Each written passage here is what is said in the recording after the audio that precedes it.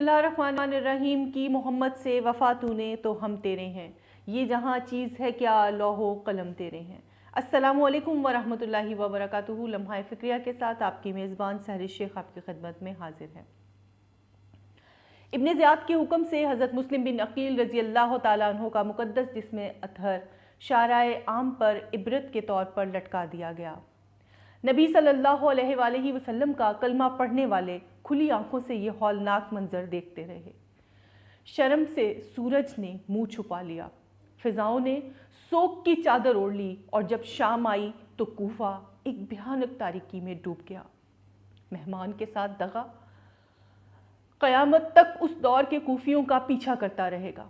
اچانک رات کے سناٹے میں ابن زیاد کی حکومت کے ایک منادی نے اعلان کیا کہ مسلم کے دونوں بچے جو ہمراہ آئے تھے کہیں روپوش ہو گئے ہیں۔ حکومت کی طرف سے ہر خاص و عام کو اطلاع دی جاتی ہے کہ جو بھی انہیں اپنے گھر میں پناہ دے گا اسے عبرتناک سزا دی جائے گی، اور جو انہیں گرفتار کر کے لائے گا اسے انعام و اکرام سے مالا مال کر دیا جائے گا۔ حضرت امام مسلم رضی اللہ تعالیٰ عنہ کے ان دو شہزادوں کے سر کی قیمت لگ چکی تھی۔ ان دونوں بچوں کے نام ایک محمد تھا اور ایک ابراہیم۔ ایک کی عمر 8 سال اور دوسرے بچے کی عمر 6 سال تھی۔ کوفے کے مشہور عاشق رسول صلی اللہ علیہ وآلہ وسلم قاضی شریح نے انہیں اپنے گھر چھپا رکھا تھا۔ یہ اعلان سن کر قاضی کا کلیجہ ہل گیا۔ حضرت مسلم کے جگر گوشوں کا دردناک انجام نگاہوں کے سامنے ناچنے لگا۔ دیر تک اسی سوچ و بچار میں خوفزدہ رہے کہ کس طرح ان بچوں کو ظالموں کے چنگل سے بچایا جا سکے۔ کافی غور و غوص کے بعد ایک صورت سمجھ میں آئی کہ رات کے اندھیرے میں بچوں کو کوفے سے باہر منتقل کر دیا جائے۔ اضطراب کی حالت میں اپنے بیٹے کو آواز دی، بیٹا نہایت احتیاط کے ساتھ رات کی کسی پہر بچوں کو کوفے سے باہر پہنچا دو۔ رات کو جو بھی قافلہ مدینے کی طرف جا رہا ہو، بچے محفوظ راستے سے اس قافلے تک پہنچ جائیں۔ زاد راہ مکمل ہو جانے کے بعد رخصت کرنے کے لیے دونوں بچوں کو سامنے بلایا۔ جو ہی بچوں کو دیکھا تو قاضی خود پر ضبط قائم نہ رکھ سکے اور زاروں قطار رونے لگے۔ بچے یہ منظر دیکھ کر حیران ہوئے، ایک دوسرے کو حیرانی سے تکنے لگے۔ اپنے باپ کی شہادت سے بچے ابھی تک بے خبر تھے، اور نہ ہی انہیں یہ بتایا گیا تھا کہ ظالم حکمرانوں کی تلواریں اب تمہارے خون کی بھی پیاسی ہیں۔ بڑا بھائی آگے بڑھا اور حیرانی کے عالم میں قاضی صاحب سے دریافت کیا کہ ہمیں دیکھ کے گریہ بے اختیار کی وجہ سمجھ نہیں آ رہی۔ اچانک اتنی رات کو پاس بلا کر شفقت کا ہاتھ رکھنا بے سبب نہیں ہے۔ تیز نشتر کی طرح اس بچے کا یہ جملہ سننا تھا کہ اس طرح کی ہمدردی ہمارے خاندان میں یتیموں کے ساتھ کی جاتی ہے۔ قاضی صاحب نے دونوں بازو کھول کر بچوں کو سینے سے چمٹا لیا۔ قاضی صاحب کا یہ عمل دیکھ کر دونوں بچے سمجھ گئے کہ اب بابا دنیا میں نہیں ہے۔ ہائے تم پردیس میں لٹ گئے، امام مسلم کو ظالموں نے شہید کر ڈالا، اور اب تمہاری ننھی جانیں بھی خطرے میں ہیں۔ آج شام سے ہی خون کے پیاسے تمہاری تلاش میں ہیں۔ ننگی تلواریں لیے حکومتی اہلکار تمہیں ڈھونڈ رہے ہیں تاکہ تمہیں قتل کر کے وہ انعام سے مالا مال ہو سکیں اور اپنا عہدہ بڑھا سکیں۔ یہ خبر سن کر وہ دونوں بچے ہیبت اور خوف سے کانپنے لگے۔ ننھا سا کلیجہ سہم گیا۔ کچی نیند سے اٹھ کر آئے ہوئے یہ بچے اپنی پلکوں سے بہنے والے آنسو اپنی آستینوں سے خشک کر رہے تھے۔ پردیس میں ننھی جانوں کے لیے باپ کی شہادت ہی کی خبر کیا کم قیامت تھی کہ خود اپنی جان کے لالے پڑ گئے تھے۔ بھیگی پلکوں کے سائے میں ان دونوں بچوں کو اپنے بیٹے کے ہمراہ قاضی صاحب نے دل پر پتھر رکھ کر رخصت کیا۔ قاضی صاحب کا بیٹا چھپتے چھپاتے کسی طرح اس مقام تک جا پہنچا جہاں دور سے مدینے جاتا ہوا قافلہ دکھائی دے رہا تھا۔ بچوں کو انگلی سے اشارہ کیا اور دوڑ کر اس قافلے سے مل جانے کا کہا۔ دونوں بچے جب کافی دور نکل گئے تو قاضی صاحب کا بیٹا تسلی کر کے واپس ہو لیا۔ یہ دونوں بچے جو باپ کی انگلی کے بغیر اپنے نانا کے مزار تک بھی نہیں جا سکتے تھے، جنہیں ابھی پوری طرح دوڑنا تو دور چلنا تک بھی نہیں آیا تھا، قافلے تک نہ پہنچ سکے اور قافلہ آگے بڑھ گیا۔ اپنی ننھی سی آوازوں میں صدائیں دیتے رہے، مگر قافلے والوں تک یہ صدائیں نہیں پہنچی۔ قافلہ دور نکل گیا۔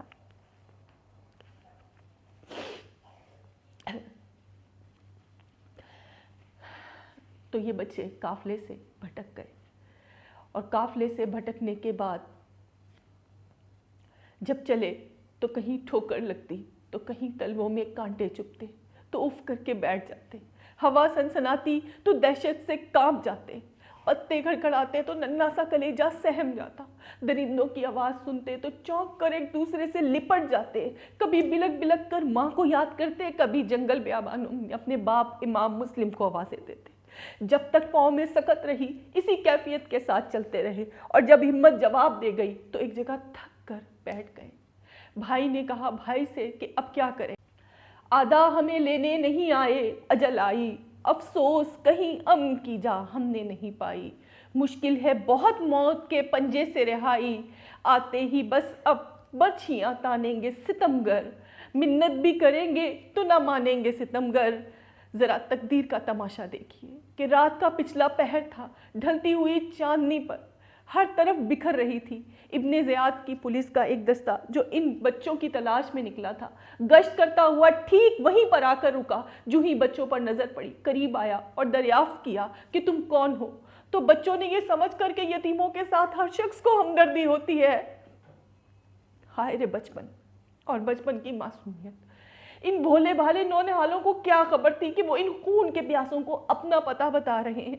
ये मालूम होने के बाद कि ये हज़रत मुस्लिम के बच्चे हैं, जल्लादों ने इन्हें गिरफ्तार कर लिया, मुश्कें कसी और घसीटते हुए अपने साथ ले गए। एक शकी कल्ब ने रुखसार पर तमाचे जड़ते हुए बोला, तुम्हारी तलाश में हमारा खाना पीना नींद हराम है और तुम छुपते फिर रहे हो। उसकी इस हरकत से फूल जैसे चेहरे पर उंगलियों के निशानात उभर आए। उन्हें रोने की भी इजाजत न थी। एक गिरफ्तार पंछी की तरह सिसकते, लरसते, कांपते, सर झुकाए, शिकंजे में कसे कदम कदम पर जुल्मो सितम की चोट खा रहे थे। इब्ने ज़ियाद को खबर हुई तो उसने कैद खाने में डालने का हुक्म दे दिया। जब उन्हें दरोगाए जेल के हवाले किया गया, जो कि मोहम्मद अरबी सल्लल्लाहु अलैहि वसल्लम का कि घराने का गुलाम था, तो वो अपने रब का शुक्र बजा लाया और इन हाशमी शहजादों को अपनी तहवील में ले लिया।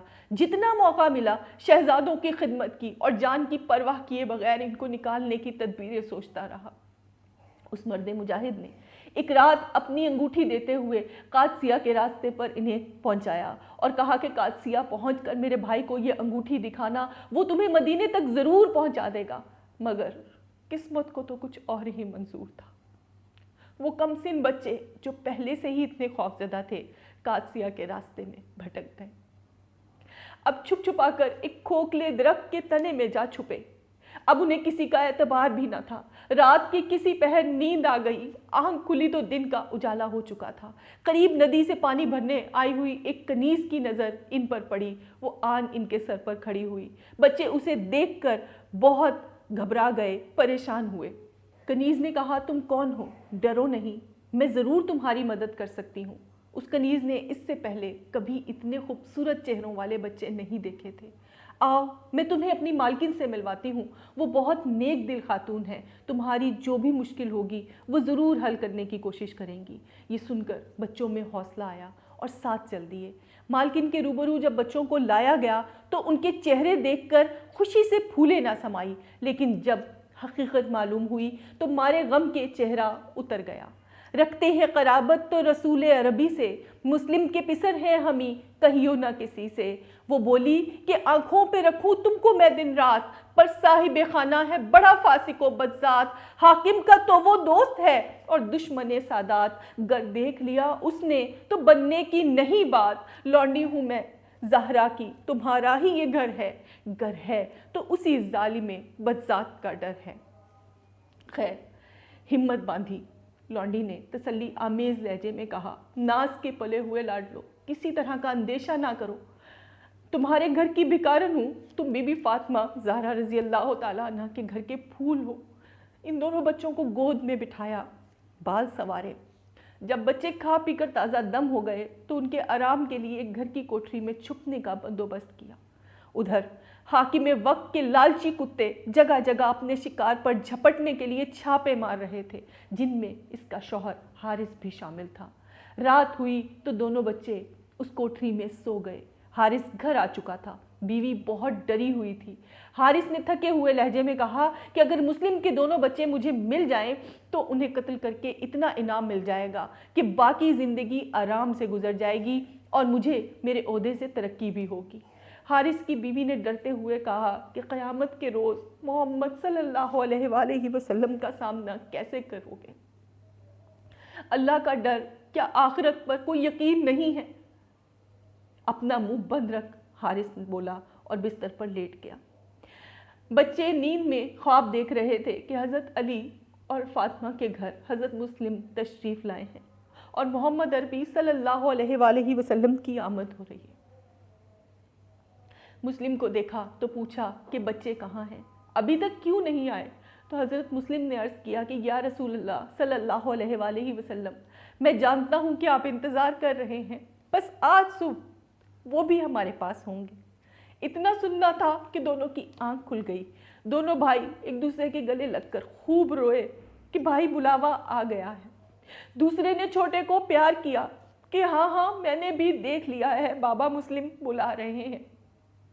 رونے کی آواز اتنی بلند ہوئی کہ آواز حارث کے کانوں تک جا پہنچی۔ یہ کس کی آواز ہے؟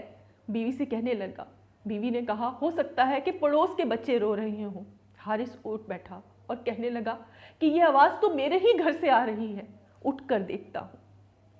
بیوی نے پردہ ڈالنے کی کوشش کی تو حارث کا شک بڑھ گیا، تیزی سے کوٹری کی طرف بڑھ گیا۔ دروازہ کھولا تو دونوں بچوں کو دیکھ کر وہ پتھر دل خوش ہونے لگا۔ تم مسلم کے بیٹے ہو نا؟ بیوی نے پاؤں پکڑ لیے۔ حارث، اللہ کا عذاب ہوگا، خدا کے واسطے انہیں کچھ مت کہہ۔ حارث نے ایک نہ سنی، رسی ڈھونڈی، دونوں بچوں کی مشکیں باندھی اور کسی سامان کی طرح خچر پر پٹکا۔ بیوی ننگے پاؤں پیچھے بھاگی اور حارث ان دونوں کو لے کر دریا پر آ گیا۔ بیوی نے پہنچ کر بچوں کی ڈال بننے کی کوشش کی تو حارث نے زوردار تلوار کا وار کر کر اسے ڈھیر کر دیا۔ نفس کا شیطان پوری طرح حارث پر مسلط و غالب تھا۔ ساری منت سماجت بیکار تھی۔ اب اس نے فرات کے کنارے بچوں کی طرف بڑھنا شروع کیا۔ بڑا چھوٹے بھائی کو حوصلہ دیتے ہوئے بولا کہ حوض کوثر پر نانا حضور منتظر ہے۔ دونوں گلے لپٹ رہے تھے۔ بھیا، میں تمہیں اپنے سامنے ذبح ہوتے نہیں دیکھ سکتا۔ بھائی نے کہا، اسی بات کا تو غم ہے۔ حارث قریب آ چکا تھا۔ چھوٹے کو پہلے سامنے کیا تو بڑا چلا اٹھا، ظالم، پہلے میری باری ہے، میں بڑا ہوں۔ جب حارث بڑے کی طرف جاتا تو چھوٹا بھائی چلا اٹھتا کہ پہلے مجھے قتل کر پھر میرے بھائی کی طرف جانا۔ نامرد نے حملہ کیا تلوار اٹھا کر، سر رکھ دیا چھوٹے نے وہیں جلد بڑھا کر، تب ہاتھ سے چھوٹے کو بڑا بھائی ہٹا کر جا بیٹھا تہے تیغ، دو دم سر کو جھکا کر۔ یہ کہتا تھا تلوار بڑے پر نہ علم کر، ڈر قہر خدا سے یہ جفا کر نہ ستم کر۔ وہ کہتا تھا پہلے میرا سر تن سے جدا کر، مل لیوے گلے بھائی، وقفہ کوئی دم کر، ایک وار سے سر دونوں کے تن سے اتر جائیں، ہے ساتھ ہی رسی میں بندھے تو ساتھ ہی مر جائیں۔ تاریخ لکھتی ہے کہ جب ایک بھائی کا سر تن سے جدا کیا گیا اور جسم نازنین کو فرات میں پھینکا گیا تو دوسرے بھائی نے حارث کے ہاتھوں میں جب پرنور بھائی کا چہرہ دیکھا تو فرات کا پانی رک گیا۔ ناگاہ چلی ظلم کی تلوار بڑے پر، بالائے زمیں کٹ کے ستارہ سا گرا سر، دریا میں ستمگار نے پھینکا تنے اطہر، چلا کے یہ چھوٹے نے کہا ہائے برادر، دیکھا جو بڑے بھائی کا سر دستے عدو میں، وہ گر کے تڑپنے لگا بھائی کے لہو میں، آیا جو شقیق تیغ علم کر کے دوبارہ، چلانے لگا بھائی کو وہ بھائی کا پیارا، مادر کو پکارا کبھی بابا کو پکارا، جلاد نے تن پر سے سر اس کا بھی اتارا، دھبا بھی نہ خون کا لگا شمشیر عدو میں، بھائی کا لہو مل گیا بھائی کے لہو میں، جب تک کہ تڑپتا رہا اس کا تنے لاغر، ٹھہرا رہا پانی پہ بڑے کا تنے اطہر، چھوٹے کو بھی جب ڈال دیا نہر کے اندر، جا لپٹا بسط شوق برادر سے برادر، گاہ ڈوبتے تھے گاہ نظر آتے تھے دونوں، خورشید سے دریا میں نظر آتے تھے دونوں۔ ناظرین محترم، المیہ یہ ہے کہ ابن زیاد آج بھی موجود ہے۔ لمحہ فکریہ میں ایک نئی فکر کے ساتھ آپ سے کروں گی دوبارہ ملاقات۔ تب تک رکھیے گا اپنا خیال۔ فی امان اللہ۔ پاکستان زندہ باد، پاک فوج پائندہ باد۔